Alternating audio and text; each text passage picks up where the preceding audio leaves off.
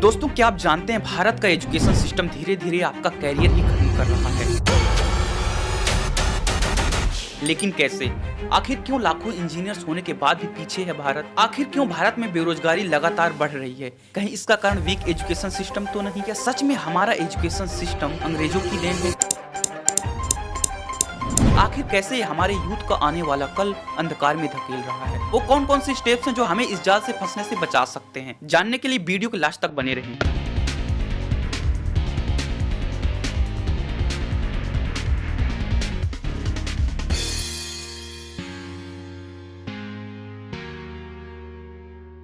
दोस्तों, इंडिया में around 2500 engineering, 1400 polytechnic और हजारों छोटे बड़े कॉलेज हैं जो हमें टेक्निकल कोर्स ऑफर करते हैं, जिनकी मदद से भारत हर साल 15 लाख इंजीनियर्स तैयार करता है। लेकिन फिर भी रिसर्च एंड डेवलपमेंट में स्विट्जरलैंड नंबर 1 पर है। भारत में हर साल लगभग 70 से 80 हजार स्टूडेंट एमबीबीएस की डिग्री लेकर डॉक्टर बनते हैं, लेकिन फिर भी हेल्थ इश्यूज की वजह से रोजाना करीब 26,000 लोग मारे जाते हैं। और इन सब का जिम्मेदार है हमारा एजुकेशन सिस्टम, जो हमें A+B का होल स्क्वायर तो सिखाता है, लेकिन ये बताना भूल जाता है कि कैरियर में इसका यूज कहाँ होगा। आपको भी स्कूल, कॉलेज, यूनिवर्सिटीज में भर भर की इतिहास की डेट याद करवाई गई होंगी, लेकिन क्या आज उन डेट्स का कोई मतलब है? अपने इंडिया में एक स्कूल, कॉलेज के स्टूडेंट से जब पूछा जाता है कि कैरियर किस फील्ड में बनाना चाहते हो, तो जवाब में इंजीनियरिंग, डॉक्टर, लॉयर या फिर सरकारी नौकरी सुनने को मिलती है। ऐसा लगता है मानो इन चारों के अलावा कुछ है ही नहीं। शायद इसलिए आज इंडिया में 70 से 80% युवा 10 से 20 हजार की सैलरी के बीच फंसे हुए हैं, जबकि 10 से 20% लोग बेरोजगार हैं, क्योंकि हमारा एजुकेशन सिस्टम उन्हें बताता ही नहीं कि कैरियर बनाने के लिए इन 4 के अलावा भी बहुत सारे ऑप्शंस हैं। पर नहीं,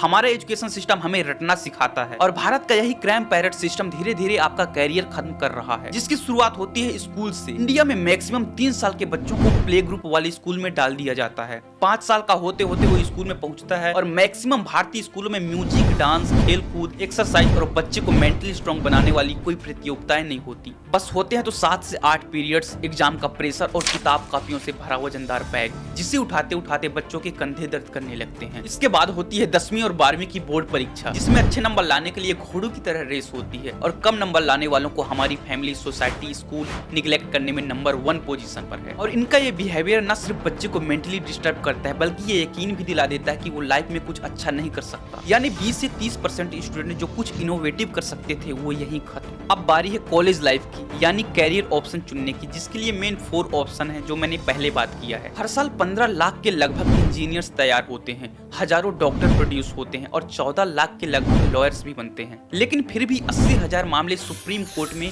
और लगभग 58 लाख देश के 25 हाई कोर्ट में पेंडिंग पड़े हैं। इसके अलावा नेशनल कैरियर सर्विस NCV के अकॉर्डिंग भारत के हजारों कोचिंग सेंटर्स में 8 करोड़ 72 लाख से ज्यादा बच्चे सरकारी नौकरियों में लगे हुए हैं, जबकि देश में नौकरियां कुछ 1 करोड़ के आसपास है। हर साल कुछ हजार बच्चों का सिलेक्शन होता है, जबकि बाकी फिर से तैयारी करते हैं और पूरी उम्र होने पर वही 10 से 20 हजार में खुश रहते हैं, लेकिन सिर्फ बाहर से। क्योंकि अंदर ही अंदर सालों तक किताबों में घुसे रहने के बाद, फैमिली, अड़ोस पड़ोस और दोस्तों के ताने सुनने के बाद वो मेंटली इतने टूट चुके होते हैं कि अब उनसे कोई कैरियर को लेकर कुछ कहे तो वो जवाब नहीं देते, बल्कि गुस्सा दिखाते हैं। वो अपने आप को कोसने लगते हैं कि क्यों उन्होंने कुछ और नहीं किया, क्योंकि इतने साल बर्बाद कर दिए। लेकिन देखा जाए तो ये कमी उनकी नहीं है, बल्कि ये कमी है भारत के एजुकेशन सिस्टम की, जहाँ मॉडर्न युग की मांग को पूरा करने की जगह बच्चों को वही रटा हुआ पैटर्न, सालों से दर्ज हुए चैप्टर्स रटाए जाते हैं। दोस्तों, इंडिया टुडे की वेबसाइट पर एक शॉकिंग रिपोर्ट देखिए। Over 80% Indian engineers are unemployable, lack new age technology skills. मतलब भारत में 80% से अधिक इंजीनियर अनएम्प्लॉयबल हैं, क्योंकि उन्होंने रट्टा मारकर पेपर निकाला है, जिसके कारण उनके अंदर स्किल्स की कमी है।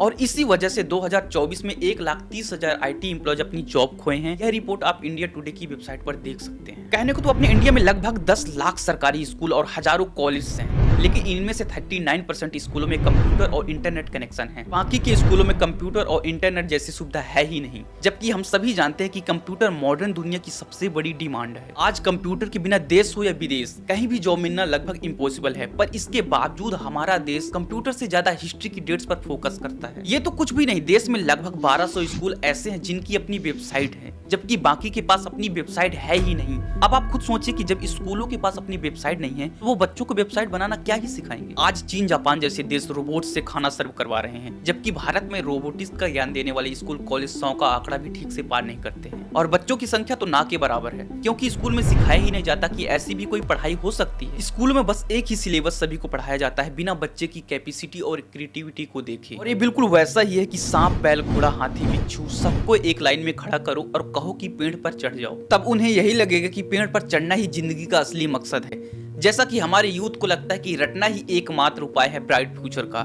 लेकिन असल में ये उनकी क्रिएटिविटी को मारने का एक साधारण सा नुस्खा है, जो बाद में उनका पूरा फ्यूचर ले डूबता है, क्योंकि उनकी क्रिएटिविटी को हमारा एजुकेशन सिस्टम पूरी तरह से नोच कर खत्म कर देता है। अगर बचपन में बच्चा कुछ इनोवेटिव करना चाहता भी है तो स्कूल, परिवार और उसके पहचान वाले उससे फ्यूचर कैसे बनेगा, अच्छी इनकम कैसे होगी, ये डर दिखाकर उसकी क्रिएटिविटी को वहीं दबा देते हैं। और इसी सिस्टम का रिजल्ट है कि प्रेशर के चलते हर साल 9000 बच्चे सुसाइड कर लेते हैं। गजब बात यह है कि इन मौतों पर हमारा सोशल मीडिया और लोग, ताने देने वाला वही समाज, इवन सरकार 2 से 3 दिन तक शोक जताते हैं और फिर से पहले जैसे रवैया चालू हो जाता है। आज हमारा देश एजुकेशन पर जीडीपी का सिर्फ 4.1 से 4.6% पैसा खर्च करता है। ऐसे में स्कूल्स में मॉडर्न टेक्नोलॉजी, अच्छे टीचर्स और दुनिया को एजुकेशन में जो चाहिए वो भारत के यूथ को मिले कैसे? इसलिए सरकार को एजुकेशन पर 6% पैसा खर्च करना ही चाहिए, जिससे कि एजुकेशन सिस्टम में सुधार किया जा सके। अब दोस्तों बात करते हैं आप अपना करियर खत्म होने से कैसे बचा सकते हैं। बस जरूरत है इस दोगली सोसाइटी से हटकर कुछ अलग करने की, लेकिन क्या? चलिए बात करते हैं। नंबर 1, वो करें जो आप कर सकते हैं। दोस्तों हमारे समाज और परिवार में ये मत करो, वैसा मत करो वरना नंबर गिर जाएंगे, ऐसा किया तो करियर खत्म हो जाएगा, ऐसे ताने मारने की आदत सी हो गई है। लेकिन आपको इन तानों को इग्नोर करके अपनी एबिलिटी को पहचानना है और रट्टू तोता बनने की जगह वो करना है जिसमें आपकी महारत है, यानी जो काम आप अच्छे से कर सकते हैं। जरूरी नहीं कि हर लॉयर बड़ा लॉयर बन जाए, क्योंकि हमारे भारत में अनगिनत लॉयर्स हैं जो छोटी छोटी पेटियां लेकर अदालत में बैठे अक्सर देखे जा सकते हैं। अगर आप इससे अलग करना चाहते हैं तो आप अपनी एबिलिटी को पहचानें और वह करें जो आप कर सकते हैं, ताकि आपको सेटिस्फेक्शन भी मिले और अच्छा कैरियर भी। नंबर 2, अपनी क्रिएटिविटी को पहचानें। जरूरी नहीं है कि हर बच्चा इंजीनियर ही बने या हर बच्चा डॉक्टर ही बने, और ये भी जरूरी नहीं है कि जो इंजीनियर या डॉक्टर बन जाए वो हर बच्चा अच्छे पैसे ही कमाए। इसलिए प्रेशराइज ना हो कि ये नहीं किया तो अच्छा भविष्य नहीं होगा, बल्कि अपनी क्रिएटिविटी को पहचानें। अगर आप आर्ट में अच्छे हैं तो उसमें अपना कैरियर बनाने के लिए ऑप्शन तलाशें। अगर आप फोटोग्राफी में अच्छे हैं तो उसमें कैरियर बनाने के लिए हर पॉसिबल ऑप्शन को देखें। अगर आपको लगता है कि आप खेल कूद में अच्छे कर सकते हैं तो फिर उसी लाइन में आगे बढ़ें, क्योंकि कम्युनिकेशन, राइटिंग और एडिटिंग का तो आजकल जमाना है। इनकी डिमांड इंडिया में ही नहीं पूरी दुनिया में है। तो आप अपने करियर के लिए अपनी क्रिएटिविटी के हिसाब से अलग अलग ऑप्शन देखें, ताकि आपको आगे जाकर पछताना ना पड़े कि जिंदगी के 5 से 10 साल यूं ही बर्बाद कर दिए, जैसा कि एक IAS PCS की तैयारी करने वाला छात्र फेल होने की बात करता है। नंबर 3, क्वेश्चन करें। हमारा जो एजुकेशन सिस्टम है वो असल में अंग्रेजों ने तैयार किया था, जब उन्हें कुछ ऐसे इंडियन की जरूरत थी जो शांति से टेबल पर बैठे रहें और अच्छे से इंग्लिश बोले और ज्यादा सवाल जवाब ना पूछें। इसके लिए वो इंडियन एजुकेशन सिस्टम लाए जो आज भी भारत में वर्क कर रहा है। और आज भी भारत के लोगों की सोच वही है जो अंग्रेज चाहते थे। कुर्सी पर लोग आराम से बैठे रहते हैं और सवाल जवाब करना तो आधे से ज्यादा इंडियंस को आता ही नहीं। वो बस शांति से सुनते हैं और आगे जाकर यही शांति उनके करियर का दा एंड कर देती है। लेकिन अगर आप ऐसा एंड नहीं चाहते तो आपको जितने हो सके सवाल करने होंगे, खुद से, टीचर से, पेरेंट्स से और अपने रिलेटिव से।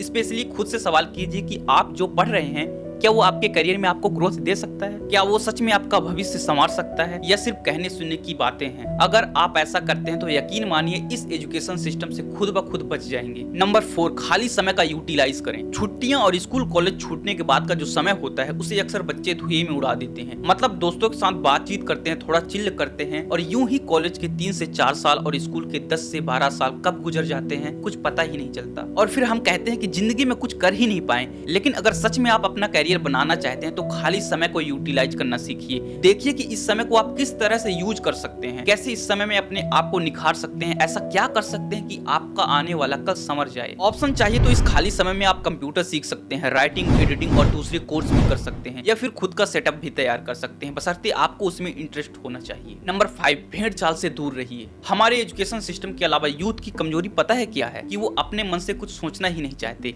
मेरा दोस्त नीट की तैयारी कर रहा है, चलो मैं भी करूंगा। मेरी कजन ने SSC निकाला है, चलो मैं भी निकालूंगा। मम्मी पापा ने कहा UPSC करके लाइफ सेट है, चलो कर लेते हैं। लेकिन यहाँ आपका दिमाग कहाँ गया? ये तो देश का 80% स्टूडेंट कर रहा है, तो क्या जरूरी है कि आपका दिमाग भी उन 80% की तरह हो? नहीं। कुदरत ने हर किसी को अलग अलग खूबसूरती और अलग अलग टैलेंट से नवाजा है, इसलिए अपने अंदर छिपे हुए टैलेंट को पहचानें। भेड़ चाल के पीछे पीछे दौड़कर अपने कैरियर का अपने ही हाथों गला घोटने की कोशिश बिल्कुल ना करें। दोस्तों आज की वीडियो में बस इतना ही। उम्मीद है ये वीडियो आपको पसंद आई होगी, तो लाइक करके शेयर जरूर करें और चैनल से पहली बार जुड़े हैं तो चैनल को सब्सक्राइब करके बेल आइकन को प्रेस जरूर कर लें। मिलते हैं अगली वीडियो में, तब तक के लिए bye bye and take care.